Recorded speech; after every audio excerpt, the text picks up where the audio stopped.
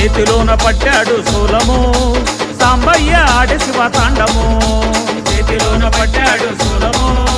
సాంబయ్య ఆడి శివ తాండము కంఠములో నిలపంగా గరళము గర్జించి మెరిసెను ఆకాశము కంఠములో నిలపంగా గరళము గర్జించి మెరిసెను ఆకాశము